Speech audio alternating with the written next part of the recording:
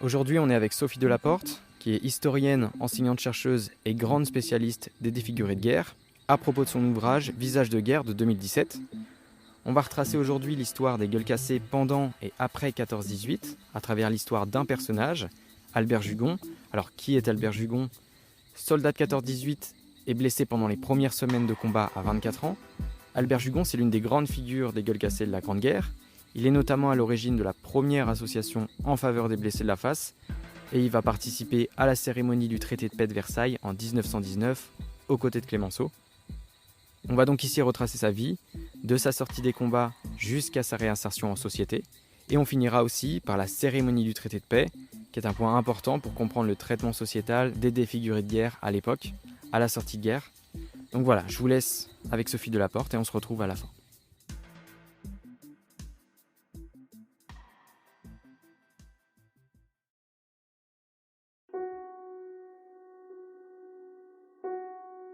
Les mutilés de guerre ont très peu dit en fait leur expérience à la fois de guerre, de la blessure et de l'après, de la mutilation.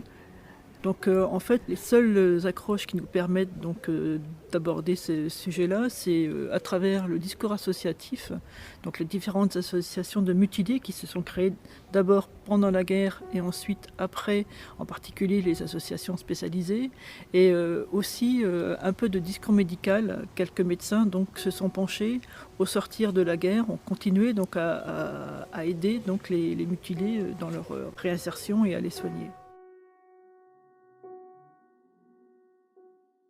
En fait, ils n'ont pas pris en compte effectivement la dimension psychique de l'expérience de guerre et l'impact de leur expérience de guerre justement sur leur vie d'après, toutes les réminiscences qui sont liées à leur expérience, qui vont les hanter après la guerre. Ils se sont surtout intéressés, je dirais, aux blessures un peu plus visibles. Mais même dans ce cas-là, et je reviens sur le cas des amputés, c'est une question, là je parle de la douleur des amputés, c'est quelque chose qui a été complètement mis de côté par les médecins parce qu'ils ne saisissaient pas en fait le type d'atteinte. Ils ne savaient pas d'où ça venait, ils ne savaient pas non plus la prendre en charge.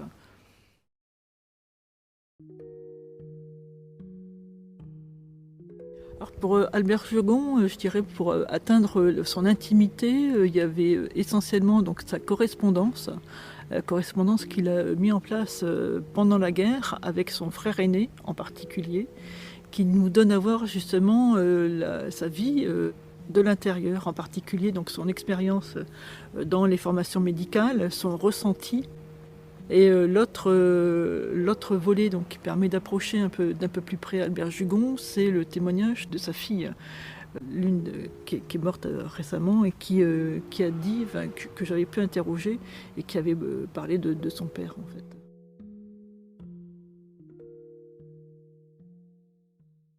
En fait, il l'a rapporté à ses proches et c'est sa fille donc, qui est revenue là-dessus et donc elle disait que d'après ses dires, donc il a été blessé par balle et il a vu le soldat allemand qui le visait avec son fusil.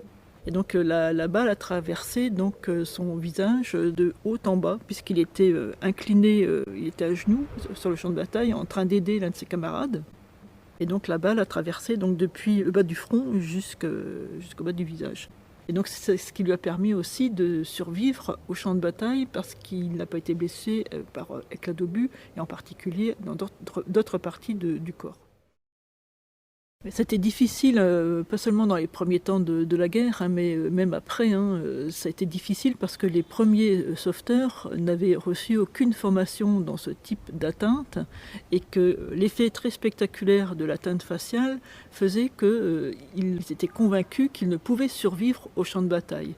Et donc ils étaient souvent ou laissés pour morts sur le champ de bataille ou tout simplement donc abandonnés.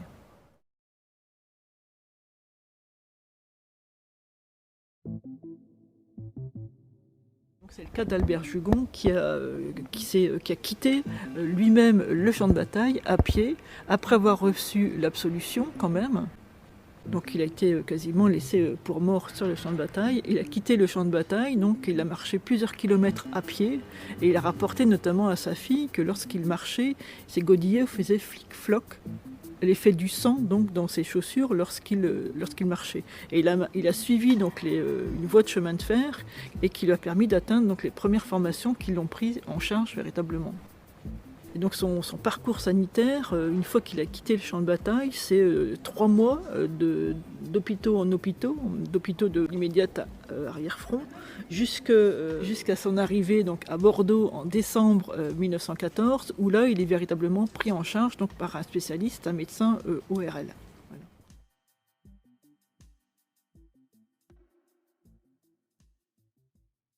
Et les délais sont très importants et ça implique de très gros retards. C'est particulièrement le cas pour les blessés de la face. C'est quelque chose qui n'avait pas du tout été envisagé par le service de santé. Et dans le cas d'Albert Jugon, donc sa prise en charge dans les hôpitaux, on va dire quelques semaines, je dirais au moins 2 à 3 semaines.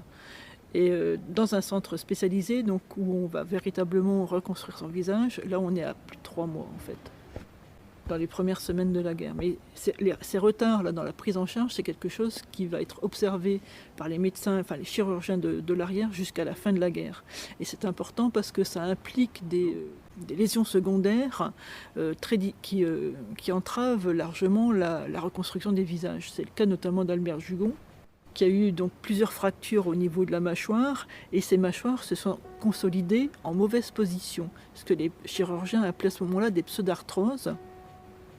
Et donc les chirurgiens, pour reconstruire son visage, vont devoir refracturer ces mâchoires pour les remettre en bonne position et assurer une continuité. Donc ça, c'est quelque chose qui va durer tout le long de la guerre. Et l'autre complication secondaire importante, et on le voit sur les images donc, qui montrent Albert Jugon, sont ce qu'on appelle les cicatrices vicieuses. Donc la rétractation en fait, des tissus, puisqu'ils n'ont pas été donc, ravivés pour être donc, rapprochés.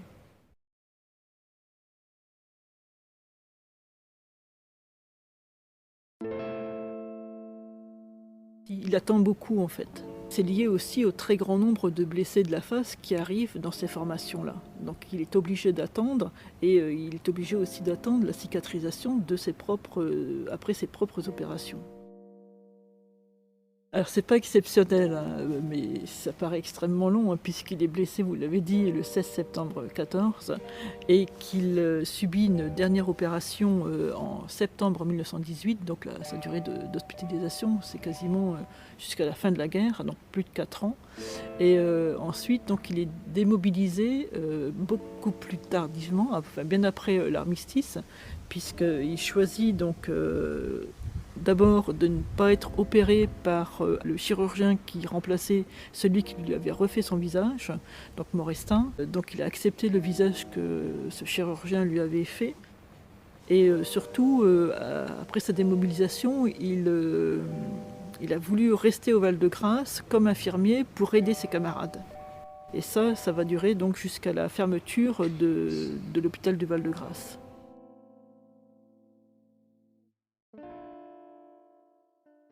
Lorsqu'il arrive à Bordeaux, donc il a la lésion liée à la balle, mais ce que l'on ne voit pas forcément à l'image, c'est donc un énorme orifice là, tout en longueur, donc depuis le nez depuis la racine du nez jusqu'au menton. Mais ce que l'on voit moins, donc, c'est qu'il a perdu un œil, son œil droit. Il a également donc de multiples fractures des mâchoires et sa langue a été sectionnée quasiment aux 2/3. Donc là aussi, ça va impliquer des difficultés d'ordre fonctionnel, en particulier de respiration, d'élocution aussi, et de mastication.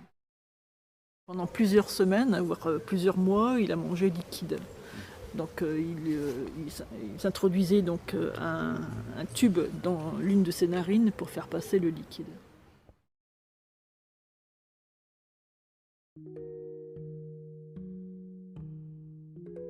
Un point important que vous citez dans Visage de guerre, c'est la reconstruction des relations personnelles. Et il va rendre visite à sa famille en 1916.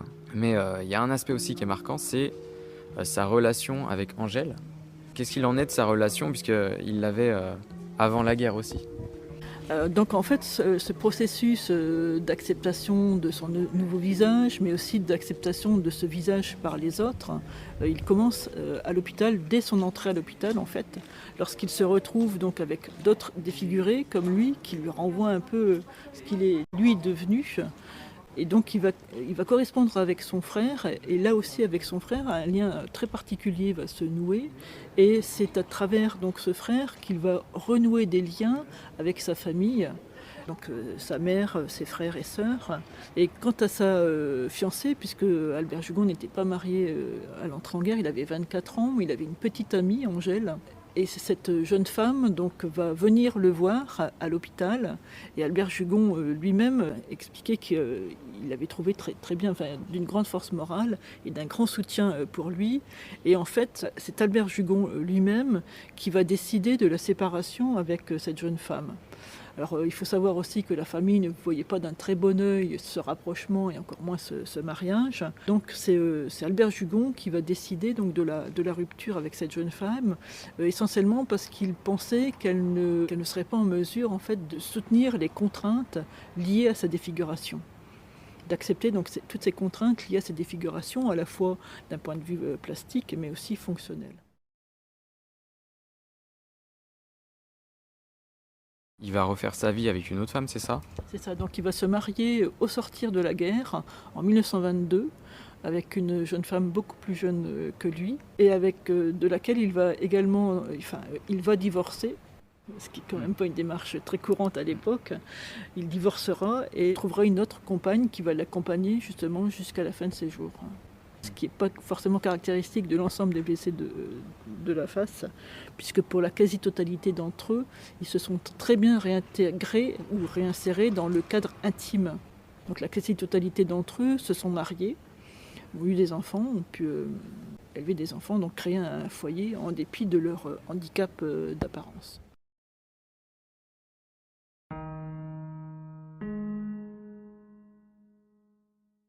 Le fait qu'il soit resté aussi longtemps à l'hôpital en dit long aussi sur ses difficultés à vouloir affronter l'autre au sortir de la guerre. Et donc il va dans ces hôpitaux, donc il y a plusieurs centres qui ont été créés dans les différentes régions en France de reconstruction maxillofaciale. Et dans ces centres-là, et c'est le cas au Val-de-Grâce, c'est le cas à Bordeaux, est née véritablement une solidarité, une fraternité entre défigurés de guerre. Et Albert Jugon va s'en servir, va s'appuyer là-dessus pour en fait transposer à travers la création d'une association cette solidarité, cette fraternité qui est née donc entre les défigurés guerre dans ces centres. Donc c'est la première association fondée donc en juin 1921, donc c'est un siècle, fondée en fonction de la nature de la blessure. Ça va être quoi le rôle de ces associations-là? Ça va être essentiellement donc, d'obtenir une réparation sous la forme de pension, parce que dans la loi de 1919, la défiguration a été complètement oubliée, occultée.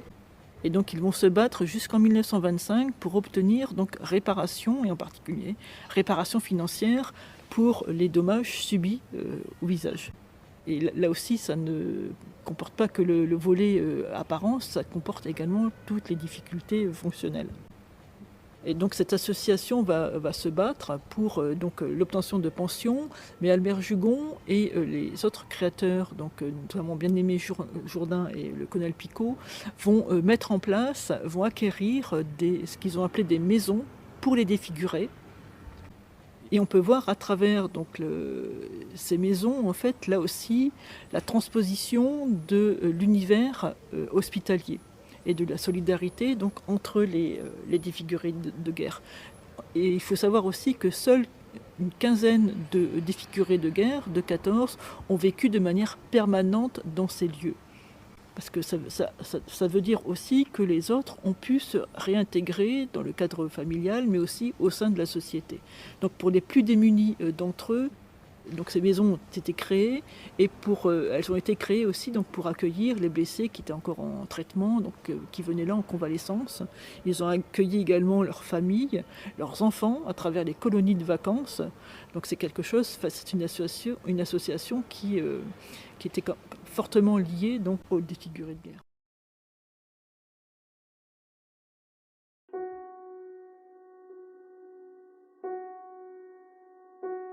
Je reviens maintenant à Albert Jugon. Il est aussi connu parce qu'il il a été présent à la cérémonie de signature du traité de paix à Versailles, le 28 juin 1919, pardon.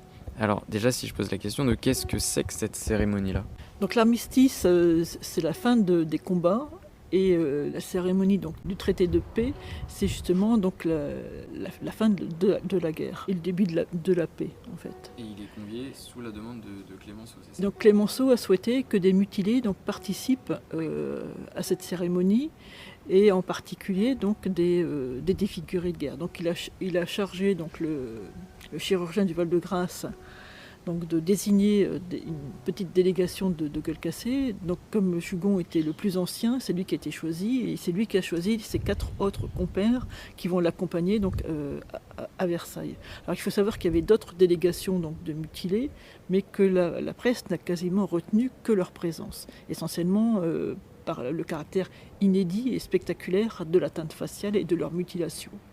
Et donc ils ont été placés de manière telle à ce que tous les participants au traité de paix, et en particulier donc, les Allemands, passent devant eux, évidemment avec une dimension culpabilisante.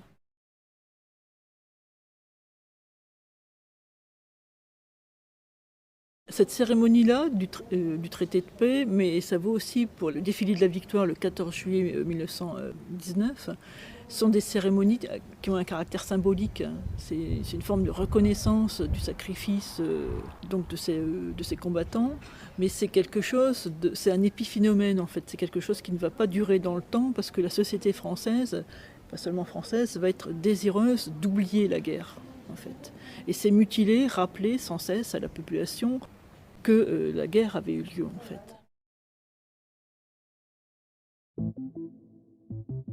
Alors, il y a très peu de femmes connues qui ont été blessées au visage, mais on a le cas de 2 infirmières, notamment Marguerite. Marguerite qui a fini ses jours à Moussy-le-Vieux, entourée donc d'autres défigurés de guerre, et qui n'a pu, elle, fonder un foyer. Donc ça renvoie aussi à toute la difficulté de l'atteinte faciale et du rapport à l'autre, et en particulier du genre, la difficulté pour le genre féminin, donc de se réinsérer dans la société et même dans le cadre intime.